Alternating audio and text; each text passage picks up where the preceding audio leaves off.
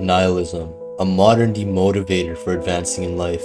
You may have found yourself thinking, what's the point of all this if we're going to die anyways? I need my protein bars. I lost my left ear Climate pod. change is going to end Life us all. Why keep on sucks. working Life is hard? meaningless. Life is suffering. Okay, I agree, wholeheartedly. What will you do about it? This question bears heavy weight because you see it as an obstacle. Life is suffering. Voluntarily accept it and find a solution.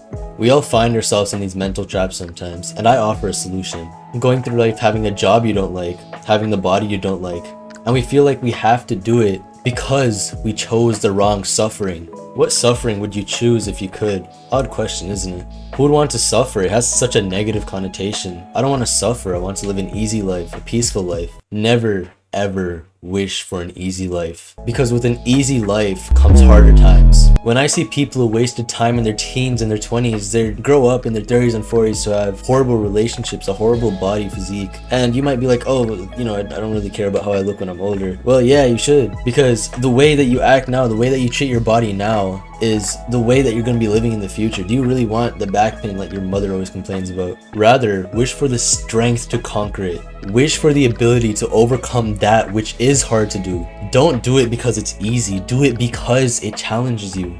I failed over and over and over. I failed a lot. You do not become extraordinary by being perfect. You're going to fail a lot. And every time you fail, you're either going to give up or push on, and that's up to you to decide. It hurts when you fail, trust me. Falling down, not getting what you want, not getting the body that you want after so much effort put in the gym, getting a horrible grade, it hurts.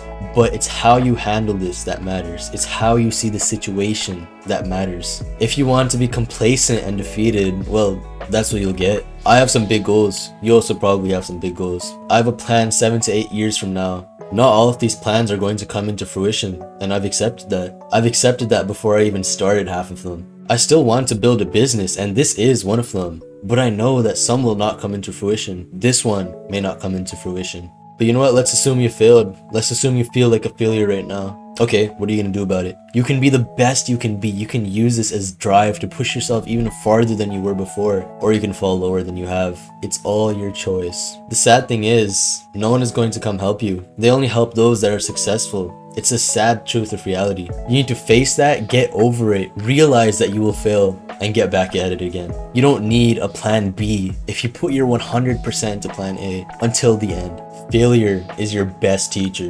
Learn and move on. It's never too late, and it never will be too late. You have to expect things to not be as good as you want them to be. Let me tell you something you already know.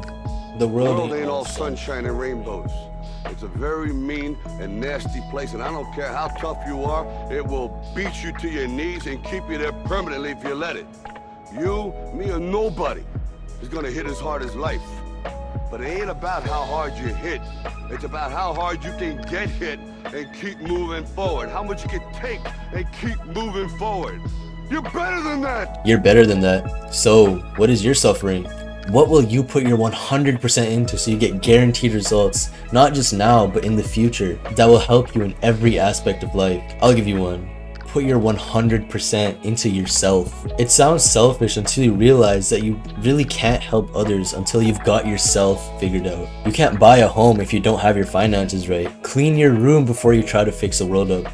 Before you try to go out there and actually live a proper life. Once you do that, then work on the family, then work on the business, then work on the path to changing the world. Because ultimately, once you go from this nihilistic viewpoint of life is suffering, what's the point of living it, to life is suffering, I will conquer it, you will become the one, even if it sounds cliche, to truly change the world. Even if it's just a part of it, even if it's just a few people, you have the power to influence hundreds, even thousands of people. Will you continue to suffer without meaning, or will you suffer with your choice? It's up to you to decide.